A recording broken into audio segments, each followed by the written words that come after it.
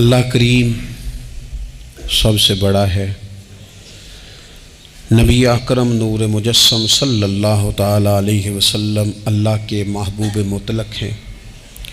ہم اللہ کے بندے ہیں اور رسول کائنات کے غلام ہیں صلی اللہ علیہ وسلم۔ ہمارا ایک بہت بڑا تعارف ہے، عباد الرحمن کہا ہے اللہ تعالیٰ نے اپنے بندوں کو۔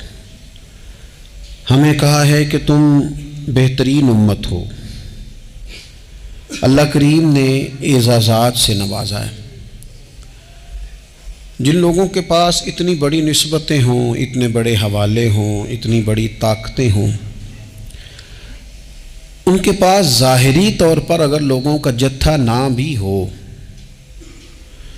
اور ظاہری طور پر اگر مال و اسباب وقتی طور پر نہ بھی ہوں، اقتدار، عہدہ اور بڑے لمبے چوڑے نعرے ان کے پیچھے نہ بھی لگ رہے ہوں، تو یہ بہت بڑا تعارف نہیں کہ اللہ کے بندے ہیں اور رسول کریم کے غلام ہیں؟ اور کیا یہ تعارف جینے کے لیے، زندہ رہنے کے لیے اور گردن اٹھا کر جینے کے لیے بہت بڑا تعارف نہیں؟ باوجود اتنے بڑے تعارف کے اگر کوئی بندہ کمزور باتیں کرے، کچی پکی گفتگو کرے اور وہ اپنے آپ کو بار بار مظلوم ثابت کرنے کی کوشش کرے، وہ بار بار اپنے زخم دکھائے تاکہ وہ قابل رحم قرار پائے، تو یہ باتیں ایک مومن کو، ایک مسلمان کو، اللہ کے ایک بندے کو ذرا زیبا نہیں دیتی، ذرا اچھا نہیں لگتا۔ مسلمان اعصابی طور پر، ذہنی طور پر، نفسیاتی طور پر ایک طاقتور قوم ہے۔ مسلمان وہ قوم ہے جو مرعوب نہیں ہوتی، یہ روب دکھاتی ہے، روب۔ ہم وہ لوگ ہیں کہ جن کے اکابرین سوئے بھی ہوتے تھے نا، سوئے ہوتے تھے حضرت عمر، لیکن ان کو سوئے ہوئے دیکھ کر بھی لوگ کانپا کرتے تھے، اس لیے کہ شیر تو شیر ہی ہوتا ہے نا، وہ سویا ہو تو پھر بھی شیر ہی۔ تو میں کچھ عرصے سے اس کمی کو بڑی شدت سے محسوس کرتا ہوں کہ لوگ، یعنی کوئی شخص بھی ملتا ہے تو وہ اس لہجے میں بات کرتا ہے کہ اسے مظلوم مان لیا جائے، قابل رحم مان لیا جائے، اس کی مدد کی جائے، اس پر توجہ کی جائے۔ یہ مسلمان کی شان نہیں۔ آپ سورہ بقرہ پڑھیں گے تو قرآن مجید اصحاب صفہ کی شان بیان کرتا ہے کہ انہیں بڑی حاجت ہے، بڑے ضرورت مند ہیں۔ وہ لوگ تھے جو کئی دنوں تک روٹی نہیں کھاتے تھے، لیکن رب فرماتا ہے کہ میرے محبوب کے مدرسے کے ان طالب علموں کو جو دیکھے گا اسے محسوس ہوگا کہ یہ تو بڑے امیر لوگ ہیں۔ کیوں محسوس ہوگا؟ لا یسألون الناس الحافا، یہ لوگوں سے لپٹ کر سوال نہیں کرتے، کشکول طلب نہیں دراز کرتے، یہ اپنے پردے کو قائم رکھتے ہیں۔ خودداری، عزت نفس، وقار، خودی، ہمارے ہاں تیزی سے ان چیزوں کا آج جو ہے وہ یوں محسوس ہوتا ہے جیسے قحط ہو گیا ہے۔ الا ماشاءاللہ، آپ کے زخم دکھانے سے کوئی بھی آپ کا زخم نہیں بھرے گا، بلکہ میں نے تو یہ دیکھا ہے اپنی زندگی میں کہ اچھا بھلے تعلقات چل رہے ہوتے ہیں، آپ کو ذرا ضرورت پڑ جائے تو سامنے والا آنکھیں پھیر لیتا ہے، اسی وقت اس کا ماحول اور اس کے حالات خراب ہو جاتے ہیں۔ اس لیے اپنا سارا بھروسہ، اپنی ساری توجہ، اپنی سوچوں کا مکمل مدار صرف اللہ رسول کی ذات کو بنائیں، اور اس انداز میں بنائیں کہ کون دیتا ہے دینے کو تو چاہیے، دینے والا ہے سچا ہمارا نبی۔ اور یہ ذہن بنائیں زندگی میں کہ رب رسول کی بارگاہ سے 2 قطرے بھی مل گئے تو دنیا بھی بن جائے گی، آخرت بھی بن جائے گی۔ اس لیے ادھر ادھر دیکھنا تھوڑا کم کریں۔ اور بالخصوص آج اپیل کروں گا، استاد اپنے شاگردوں کو، پیر اپنے مریدوں کو، باپ اپنی اولاد کو بڑی بڑی باتوں کا سبق پڑھائے، بڑی بڑی باتوں کا۔ اقبال نے شکوہ کیا ہے، اقبال کہنے لگے شکایت ہے مجھے یا رب خدا بندان مکتب سے، یہ جو انہیں کہتے ہیں کہ جناب پڑھ جاؤ گے تو روٹی اچھی ملے گی، یہ انہیں کہتے ہیں پڑھ جاؤ گے تو کار میں بیٹھو گے، پڑھ جاؤ گے تو کوٹھی بنا لو گے، یہ کیا سبق پڑھا رہے ہیں بھلا؟ ان کو تو تم بڑے بڑے باتیں بتاؤ، انہیں کہو پڑھو گے تو دنیا میں حضور کے دین کا انقلاب برپا کرو گے، تم ان کہو کہ تم پڑھو گے تو تم ایک پورا ملک چلاؤ گے، تم انقلاب برپا کرو گے، اٹھ باندھ کمر کیوں ڈرتا ہے، پھر دیکھو خدا کیا کرتا ہے۔ اقبال کہنے لگے یہ تم کیا سبق پڑھا رہے ہو کہ روٹی صحیح مل جائے گی، چندہ اکٹھا کرنے کا طریقہ آ جائے گا؟ کہنے لگے شکایت ہے مجھے یا رب خدا وندان مکتب سے، سبق شاہی ہے اور بچوں کو دے رہے ہیں خاک بازی کا۔ اڑنے والی تعلیم تھی اور یہ انہیں رینگنے کا سبق پڑھا رہے ہیں۔ تگڑی تگڑی باتیں بچوں کو سکھاؤ، تگڑی تگڑی، یہ پھر سارے نہ ڈھونڈتے پھریں کہ وہ فلانا جو ہے نا چاچا امیر ہے تو ماموں امیر ہے تو فلانی خالہ باہر ہے تو فلانا ذرا مہربانی، کوئی بھی نہیں مہربانی کرتا۔ مہربانی جب بھی کرتا ہے یا خدا کرتا ہے یا مدینے والے محمد مصطفیٰ کرتے ہیں۔ اپنی توجہات کبھی بچوں کو دیکھیں، حضرت لقمان اپنے بیٹے کو کیا کہتے ہیں؟ کہتے ہیں یا بنی اقم الصلاۃ وامر بالمعروف وانہی عن المنکر۔ حضرت لقمان اپنے بیٹے کو سمجھاتے ہیں، کہتے ہیں اے بیٹا نماز قائم کرنا، لوگوں کو بھلائی کا حکم دینا، برائی سے منع کرنا، وَاصْبِرْ عَلَىٰ مَا أَصَابَكَ، اور جب مصیبت پہنچے تو صبر کرنا، ادھر ادھر رونا دھونا نہ کرنا، نماز پڑھنا، بھلائی کا حکم دینا، برائی سے منع کرنا، اور اگر کوئی مصیبت پہنچے تو اس پر صبر کرنا۔ کتنے کام ہو گئے؟ 4۔ ایک نماز پڑھنی ہے، ایک بھلائی کا حکم دینا ہے لوگوں کو، ایک برائی سے، اور اگر کوئی مشکل آئے تو کیا کرنا ہے؟ ان ذالک من عزم الامور۔ فرمایا بیٹا یہ بڑی ہمت والے کام ہیں، ہمت والے کام کرنا، ہمت والے، طاقتیں اپنی قائم رکھنا، کمزور نہ پڑنا، لوگ تمہارے آنسو نہ دیکھیں، کوئی تمہیں تڑپتا نہ دیکھے۔ چھوٹا چھوٹا زخم لے کر لوگ سگنل پہ کھڑے، چھوٹی چھوٹی مجبوریاں لے کر لوگ مانگنے کے لیے دروازوں پر کھڑے ہیں۔ امت مسلمہ کا یہ مزاج نہیں، یہ وقار نہیں، یہ انداز نہیں، ہم تو بانٹنے والے لوگ ہیں۔ چلے مشکل آ جاتی ہے، زندگی میں ضروریات پڑ جاتی ہیں، قرضہ صحابہ بھی لے لیا کرتے تھے، لیکن یہ جو لہجے آج ہم نے اختیار کر لیے، کمزور ہو جانا، کچا پڑ جانا، غریبی کا رونا، یہ انداز اہل ایمان کا۔ بچوں کو طاقتور ہونا چاہیے۔ میرے نبی کریم صلی اللہ تعالی علیہ وآلہ وسلم نے نا ارشاد فرمایا، ایسا نہیں ہے کہ کوئی بندہ کمزور ہے تو وہ ناپسندیدہ ہے، یہ نہیں فرمایا کہ جو بزدل ہے تو وہ بڑا کوئی کٹا ہوا آدمی ہے، لیکن حضور فرماتے ہیں، صحیح مسلم میں حدیث موجود ہے، حضور فرمانے لگے طاقتور مسلمان نا اللہ کی نظر میں بزدل مسلمان سے زیادہ پیارا ہے۔ طاقتور ہے نا، اس کی شان زیادہ ہے، یہ جو با ہمت ہے، با حوصلہ ہے، جس کے اعصاب مضبوط ہیں، یہ رب کریم کی بارگاہ میں باوقار ہے، اللہ کے حضور اس کی قدر ہے۔ اور حضور علیہ الصلوۃ والسلام صحابہ کو دعائیں سکھایا کرتے تھے، اور تعلیم امت کے لیے خود بھی حضور وہ دعا فرمایا کرتے تھے، کہتے تھے اے اللہ بزدلی سے بچا، کنجوسی سے بچا، اے اللہ اس بڑھاپے سے بچا جو انسان کو بڑا پریشان کر دے۔ حضور دعائیں مانگا کرتے تھے۔ دیکھیں بیمار انسان ہو جاتا ہے، اگر وہ سوچے نا رب کی طرف سے ہے تو پھر بیماری کا لوگ بڑا مزہ لیتے ہیں، کیونکہ جب بندہ بیمار ہوتا ہے تو نفسانی خواہشات ساری ختم ہو جاتی ہیں۔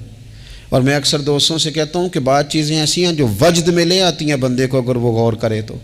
آپ یہ حدیث پاک سنیں، حضور علیہ السلام نے فرمایا بیمار کے ساتھ ضد نہ کرو کہ ضرور کھا، ضد نہ کرو، اس لیے کہ اللہ اسے کھلا بھی دیتا ہے، پلا بھی دیتا ہے۔ اب جب کسی کو پتہ چلے کہ میں بیمار ہوں تو رب مجھے کھلا پلا رہا ہے تو مجھے بتائیے بیماری کتنی پیاری لگے گی، بیماری میں کتنا سرور آئے گا۔ پھر تو انسان ہمیشہ چاہے گا کہ مجھے وہ چیزیں ملیں جو مجھے اللہ تبارک و تعالیٰ کی بارگاہ کے قریب کر دیں۔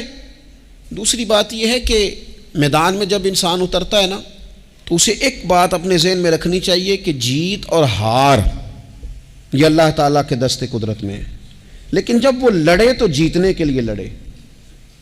ہمارے ہاں نا بہت سارے لوگ لڑنے سے پہلے ہی ہارے ہوئے ہوتے ہیں، میدان میں نکلنے سے پہلے ہی وہ کمزور باتیں کر رہے ہوتے ہیں، ابھی سفر شروع نہیں ہوتا وہ کہہ دیتے ہیں نہیں جناب آپ کی بات تو ٹھیک ہے پر کیسے ہوگا، کیوں کر ہوگا، لوگ تو آج کل چلتے ہی نہیں، بڑے مسئلے خراب ہیں۔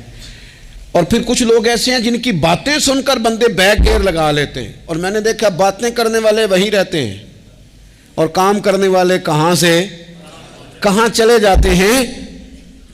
یہ یقینی نہیں کہ جیتیں گے، لیکن جب میدان میں اترے نا تو پھر ہمیشہ جیتنے کے لیے اتریں۔ کوشش کریں کہ میں نے اس انداز میں نکلنا ہے کہ میں نے نہ جیتنا ہے۔ حضرت مولا علی شیر خدا کرم اللہ تعالی وجہ الکریم سے کسی بندے نے پوچھا حضور آپ ہر میدان میں کامیاب کیوں رہتے ہیں؟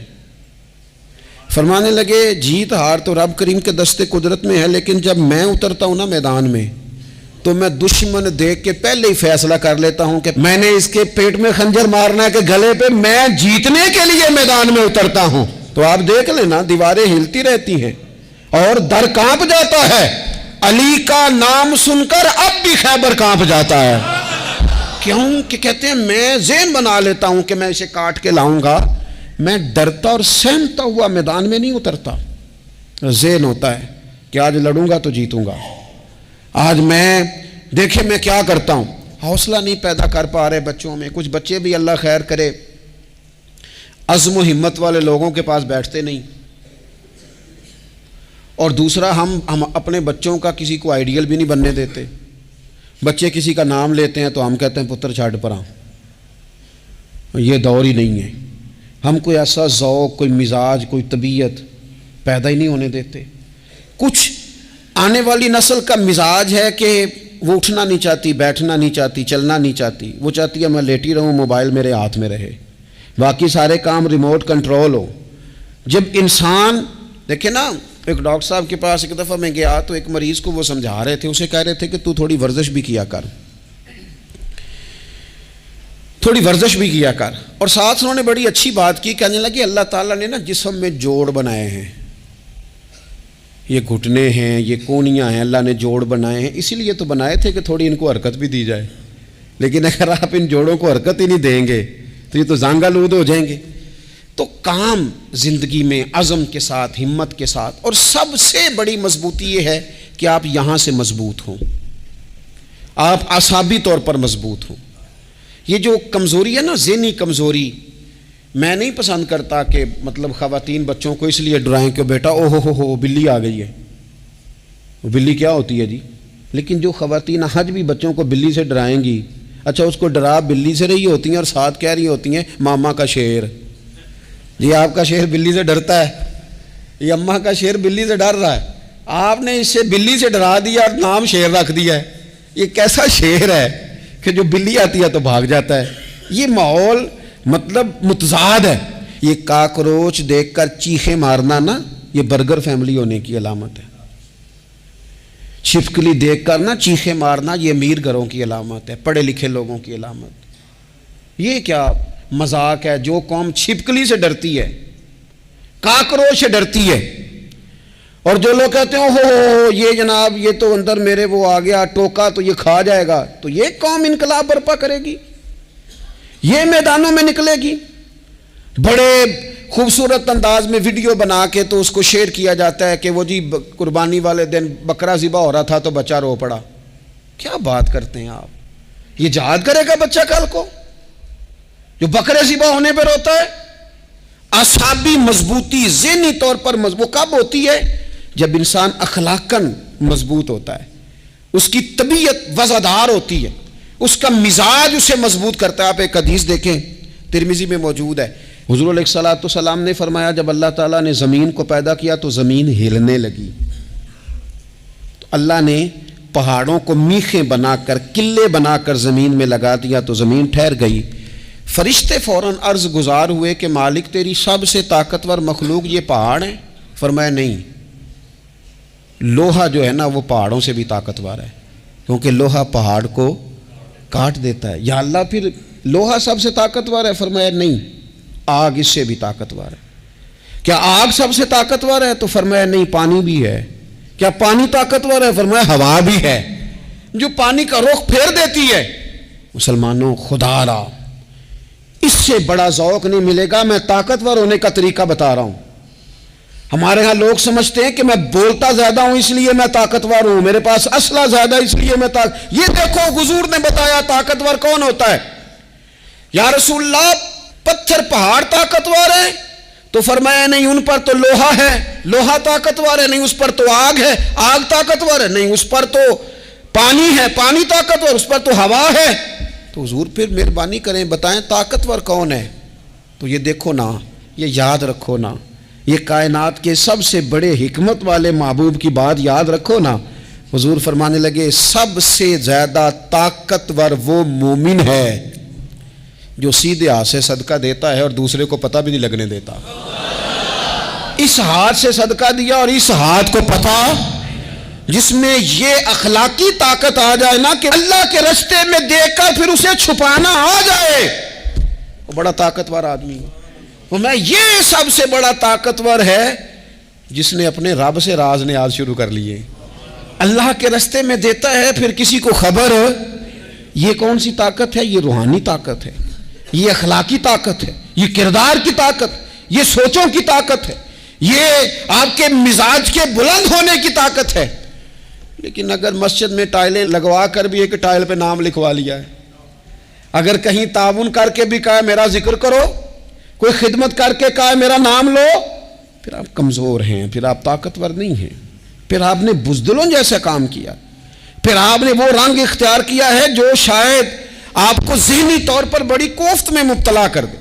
تو اعصابی طاقت، اعصابی قوت، آپ دیکھیں حضرت صدیق اکبر رضی اللہ تعالیٰ عنہ، حضور نے تربیت کی تھی نا، میں ذمہ داری سے کہتا ہوں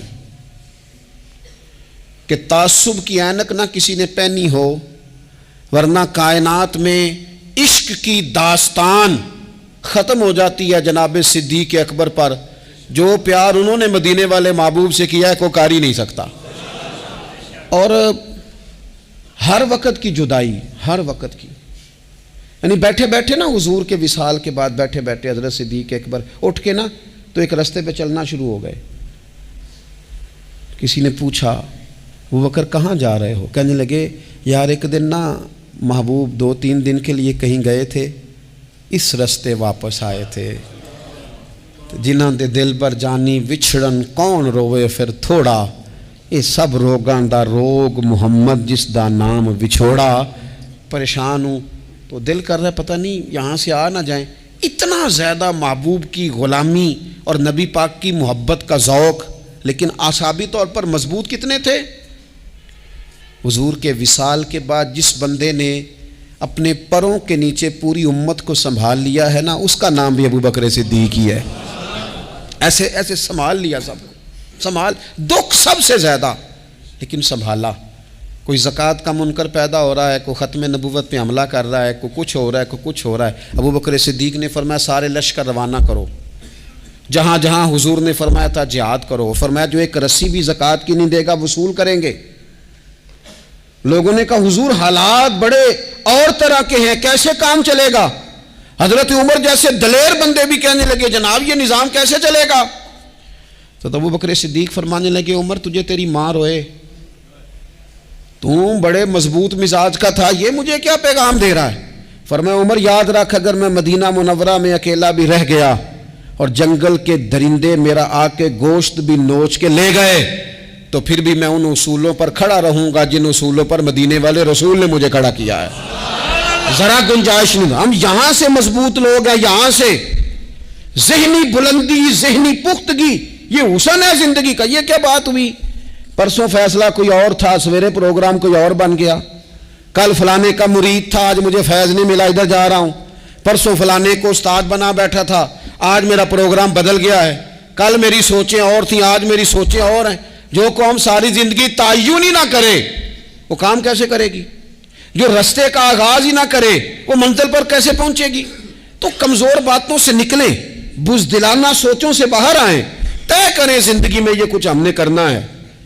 میں نے کہا ہے نکلیں میدان میں جیتنے کے لیے، پھر رب کی مرضی ہے، پھر اللہ کی مرضی ہے۔ ساری زندگی صحابہ پر قرض رہا، قرضے بھی رہے، خدمتیں بھی ہوتی رہی، جہاد بھی ہوتے رہے، ڈیوٹیاں بھی ہوتی رہیں, سارے کام ہی ہوتے رہے. ہمارا یہ مزاج ہے, ایک دو کھا گیا ہے ساری خوشیاں ہی گئیں, بس سارا کچھ ختم کر بیٹھتے ہیں. تو تھوڑی سی نا مضبوط دیکھیں. اچھا یہ حضرت ابو بکر کا حال ہے, تو جناب عمر کی کیفیت کیا ہے؟ کلمہ پڑھتے ہی حضرت عمر نے فرمایا یا رسول اللہ, جب آپ سچے, قرآن سچا, اسلام سچا, تو چھپ کے نماز پڑھنے کا کیا مطلب ہے؟ فرمایا ابھی تعداد ہی کوئی نہیں, 40 تو مسلمان ہیں. عرض کی حضور مہربانی کریں نا, آپ صرف اجازت دیں. 20 لوگوں کی صفیں بنا دی گئیں. ایک صف کے آگے حضرت عمر ہیں, ایک صف کے آگے حضرت امیر حمزہ ہیں. جناب عمر کہنے لگے چونکہ آپ اللہ کے رسول ہیں تو لہذا نماز بھی آج اللہ کے گھر میں پڑھی جائے گی. تو حضرت عمر بیت اللہ شریف کے بیچ کھڑے ہو کے نعرہ لگاتے ہیں, فرماتے ہیں میں عمر ہوں, تم مجھے بھی جانتے ہو, میرے باپ کو بھی جانتے ہو, تم میرا قبیلہ بھی جانتے ہو, میں نے پڑھ لیا ہے محبوب کا کلمہ. اب جس نے بچے یتیم کرانے ہو اور اپنی بیوی بیوہ کرانی ہو وہ آئے اور مجھے روکے. یہ محبوب اللہ کے ہیں اور گھر بھی اللہ کا ہے, تو نماز بھی آج اللہ کے گھر میں پڑھی جائے گی. جب تک انسان یہاں سے طاقتور نہیں ہوتا. پھر بات آئی سیدنا عثمان غنی کی. میں پہلا وہاں اونا رنداں تو جنہیں کھلی بغاوت کی تھی, ہے پورا قبیلہ اور طرف ہے. عثمان تیرے گھر میں مال ہے, دولت ہے, وزاداری ہے, لوگ سارے کیا کریں گے؟ والد مخالف, چچا مخالف. حضرت عثمان غنی جیسے آدمی کو پکڑ کے باندھ دیا گیا گھر میں. پر عثمان غنی کہنے لگے میں ان بزدلوں میں سے نہیں ہوں جو محبت بھی کریں اور اظہار بھی نہ کر سکیں, جو دعویٰ بھی کریں اور پھر ان کے اندر طاقت اظہار بھی نہ ہو. فرمایا تم جتنا باندھ سکتے ہو باندھ لو, تم اپنی دولتیں, حکومتیں اور اپنا جاہ و جلال سنبھال کے رکھو, ہم نے تو غلامی کا فیصلہ کر لیا ہے. اور پھر کی غلامی انہوں نے. اور جہاں تک بات ہے شیر خدا حضرت علی المرتضیٰ کی, حضرت علی المرتضیٰ شیر خدا کا تو یہ حال تھا کہ ساری زندگی میدان میں رہے. ایک دن حضور نے صرف فرمایا کہ آج آپ کو نہیں لے کے جانا, آپ تھوڑا نا میرے نائب بن کر, حضور کسی نہ کسی کو نائب بنا کے مدینے میں چھوڑ کے جائے. ایک دن صرف کہا نہیں لے کے جانا. تو حضرت مولا علی رونے لگے, کہنے لگے حضور میں بچوں کے بیچ رہوں, عورتوں کے بیچ رہوں, میری تلوار کو زنگ لگ جائے گا. حضور مجھے تو گھوڑے پہ بیٹھنا پسند ہے. اچھا میں آپ کو ایک اور بات بھی عرض کروں, پہلے بھی میں نے کہا تھا پھر کہتا ہوں, کچھ لوگ پڑھے لکھے ہوتے ہیں بہادر نہیں ہوتے. حضرت علی کے علم کا بھی کمال عروج پہ اور بہادری بھی پورے عروج پہ. زندگی نا بہادر لوگوں کی ہوتی ہے. یہ شہاب الدین غوری لیٹے ہیں یہاں سوابا میں, تو کسی نے پوچھا ان سے کہ یار آپ کہاں رہتے ہیں؟ کہنے لگے میں گھوڑے کی پشت پہ ہوتا ہوں, ہمارے بچے بڑی سونی فوٹو بناتے ہیں. ان سے پوچھیں آج کل آپ کیا کرتے ہیں؟ تو کہتے ہیں موبائل چلاتے ہیں. آپ کیا کرتے ہیں؟ فوٹو کھینچتے ہیں. آپ کیا کرتے ہیں؟ کہتے ہیں وہ نا مجھے ایسا عجیب مسئلہ ہے موبائل کا کہ بچوں کی نا مطلب میں کئی دفعہ سوچتا ہوں کہ اگر انہیں کچھ 4 گھنٹے موبائل سے علیحدہ رہنا پڑا نا تو ہو سکتا ہے کہ ان کو ڈاکٹر کو بھی دکھانا پڑ جائے, اتنی کو بری حالت ہو گئی. مجھے ڈھیر سارے دوست کہتے ہیں جی آپ ٹیلی فون پہ ملتے نہیں. میں نے کہا میں پہلے ملا کرتا تھا جب تک لوگوں کی جیب میں موبائل تھا, جب سے لوگوں نے ہاتھ میں پکڑ لیا نا تو پھر تو ایک دن میں 100 نمبر ملتا ہے, تو پھر آپ کیسے موبائل پہ رہیں گے؟ پھر تو ایک ہی کام ہے, یا فون سنیں گے یا کوئی اور کام کریں گے. تو تھوڑی سی ہمت والی زندگی گزاریں. بزدلانہ باتیں, کمزور باتیں ہمارے بچوں کو بھی کمزور کر دیں گی. یہ کچھ نہیں کر سکیں گے. حضرت سیدنا عبداللہ بن زبیر رضی اللہ تعالیٰ عنہ, یہ مدینہ منورہ میں پیدا ہونے والے سب سے پہلے بچے ہیں. حضرت سیدنا ابو بکر صدیق رضی اللہ تعالیٰ عنہ کے نواسے ہیں. حضور کے پھپھو جناب صفیہ کے پوتے ہیں, اور عشرہ مبشرہ صحابی حضرت زبیر بن عوام ان کے بیٹے ہیں. شروع سے ہی بڑے بہادر تھے. ایک دن کچھ بچے گلی میں کھیل رہے تھے تو ایک شخص نے آ کے نا چیخ ماری, ڈرایا, سارے بچے بھاگ گئے. جناب عبداللہ ابن زبیر کہنے لگے کیوں بھاگتے ہو؟ اب چیخوں سے بھی ڈرو گے؟ واپس آؤ سارے, میں تمہارا امیر ہوں, آؤ ذرا اس پر حملہ کریں. ہم سارے بھاگے اور یہ اکیلا کھڑا رہے. اس پر حملہ کیا, وہ ڈرانے والا خود ڈر کے بھاگ گیا. تھوڑا سا نا مزاج, ذہن, طبیعت دیکھیں نا, بدتمیزی اور چیز کا نام ہے لیکن گفتگو کا مضبوط ہونا یہ اور چیز کا نام ہے. بچوں کو جب پوری طرح یہاں تو ہم ان کو اس قدر زیادہ کمروں میں بند رکھتے ہیں کہ جب وہ نکلتے ہیں باغی ہو جاتے ہیں. یہاں پھر یہ ہوتا ہے کہ ان کے اندر جو صلاحیتیں ہوتی ہیں وہ پوری طرح دب جاتی ہیں. وہ جو کیفیات ہوتی ہیں جو ایک مردانہ وصف میں ہونی چاہیے ان کے اندر موجود نہیں ہوتی. اقبال کہتے ہیں آئین جواں مرداں حق گوئی و بے باکی، اللہ کے شیروں کو آتی نہیں روباہی. اور یہ جو سہمے دوست ہیں نا بالخصوص غریب طبقے سے، ان سے میں عرض کروں گا کبھی کسی کی گاڑی دیکھ کر مروب نہیں ہونا، کبھی کسی کے مہنگے کپڑوں کے روب میں نہیں آنا، کبھی نہیں. حالات کے سہمے ہوئے لوگوں کو بتا دو حالات بدل جاتے ہیں، ایک جیسے نہیں رہتے. کبھی کمزور نہ پڑیں اور جگہ جگہ اپنے دکھ بھی نہ بتائیں، جگہ جگہ اپنے دکھ نہ بتائیں. ہمت کریں. وہ ایک شاعر نے کہا تھا کہ با ہمت لوگ کبھی ہارا نہیں کرتے، یا وہ جیت جاتے ہیں یا کچھ سیکھ جاتے ہیں. وہ نا میدانوں میں رہتے ہیں. کمزور نہ پڑیں. یہ جو اتنا لمبی لسٹ بن گئی ہے نا، اتنی لمبی لسٹ مانگنے والوں کی، اتنا لمبی فہرست ہو گئی ہے ہر سگنل پہ، ہر چوک میں، ہر رش والی جگہ پہ. یہ بتاتی ہے کہ لوگ اس کو آر ہی نہیں سمجھتے، کمزوری نہیں سمجھتے، طاقت والا مزاج. حضرت عمر بہادر تھے تو بہادر لوگوں کو پسند بھی بڑا کرتے تھے. حضرت عبداللہ ابن زبیر چھوٹے تھے، بچوں کے ساتھ کھیل رہے تھے، اور یہ وہی حضرت عبداللہ ابن زبیر ہیں جو بعد میں امام حسین کے قاتلوں کے سامنے ڈٹ کے کھڑے ہو گئے اور انہوں نے اعلانیہ ان لوگوں کا بائیکاٹ بھی کیا اور ان لوگوں کے ساتھ سفارا بھی ہوئے. حضرت عبداللہ ابن زبیر اور فرماتے ہیں کہ میری ماں 90 سال سے زیادہ عمر تھی حضرت اسماء بنت ابی بکر کی. جب میں نے انہیں کہا نا اماں وقت آ گیا ہے شہادت کا، تو میری اماں مجھے کہنے لگی پتر میدان میں رہنا. میدان میں بکرے کو ذبح ہوتے وقت تکلیف ہوتی ہے، جب اس کی کھال اتاری جائے پھر کوئی تکلیف نہیں ہوتی. ایسے ہی کمزور نہ پڑنا. ہمارے ہاں تو لوگ کہتے ہیں نا پتر اندروں کنڈی لے لا ساڑی نہیں لڑائی. وہ جب ہمارے گھر آگ آئے گی پھر اسے ہم بند کریں گے، ابھی نہ تو بالکل باہر نہ نکلنا. کیسے قوم آگے بڑھے گی؟ جرتیں کیسے پیدا ہوں؟ اور جو کچھ کہہ نہیں سکتے وہ منوائیں گے کیسے؟ جو بات کرنے کی طاقت نہیں رکھتے وہ اپنا منوائیں گے کیسے؟ حضرت عبداللہ ابن زبیر رضی اللہ تعالیٰ عنہ اپنے دوستوں کے ساتھ گلی میں کھیل رہے تھے، جناب عمر فاروق آ گئے. اب حضرت عمر فاروق کا جلال تھا، بچے ان کو دیکھ کے دوڑ گئے. حضرت عبداللہ ابن زبیر کھڑے ہیں. حضرت عمر قریب آئے، کہنے لگے پتر آپ کیوں نہیں دوڑے؟ حضرت عبداللہ ابن زبیر چھوٹے سے ہیں، کہنے لگے جی کیوں میں دوڑتا، میں نے کوئی جرم کیا ہے؟ تو میں نے غلطی کی ہے، بھلا کیوں دوڑوں؟ آرام سے کھیل رہے ہیں اور نہ ہم نے کوئی رستہ بند کیا، جگہ ہے آپ نے گزرنا تو گزر جائیں. چاہیے تھا نا حضرت عمر ناراض ہوتے، پر جناب عمر نے ماتھا چوم لیا. کہنے لگے کیا بات ہے بیٹا، ان چیزوں پر ذرا قائم رہنا. کہنے لگے جرم کیے، کیا مطلب ہے اس بات کا کہ فلانا ہے تو دوڑ جائے؟ کیوں دوڑیں جی؟ تو ہم نے جو قوم کو سکھانا شروع کیا ہے نا، دیکھیں فقر اور چیز ہے، درویشی اور چیز ہے، سادگی، لیکن ظلم سہنا اور چیز ہے. دنیا میں قتیل اس سا منافق نہیں کوئی جو ظلم تو سہتا ہے بغاوت نہیں کرتا. اپنی زندگی میں عزم کو، ہمت کو، نظریے کو بلند کریں، مظلومانہ مزاج نہ پیدا کریں، بلا وجہ دکھ سنا کے اپنے آپ کو کمزور نہ کریں. یاد رکھیں اگر ہم اپنے دکھ کسی کو سنا رہے ہیں اور اپنے آپ کو بڑا غریب ثابت کر رہے ہیں تو ایسا نہ ہو کہ ہمارے بچے اس کا برا اثر لے جائیں. خودداری سے جینا سکھائیں، عزت نفس سکھائیں. ہر وقت گھر کے اندر، کلاس کے اندر، اپنے دوستوں کی جمعیت کے اندر کمزور باتیں نہ کریں، رو دھو کے وقت نہ گزاریں.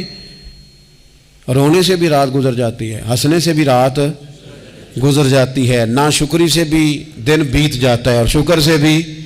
لیکن بس بات اتنی ہے کہ شکر والوں کا ذرا صحیح بیت جاتا ہے، ہنسنے والوں کا ذرا صحیح بیت جاتا ہے.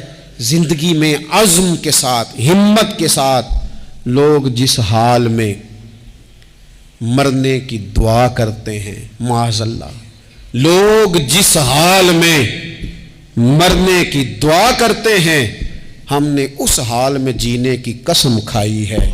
اللہ تعالی ہمیں سمجھنے کی توفیق عطا کرے. آخر دعوانا ان الحمدللہ رب العالمین.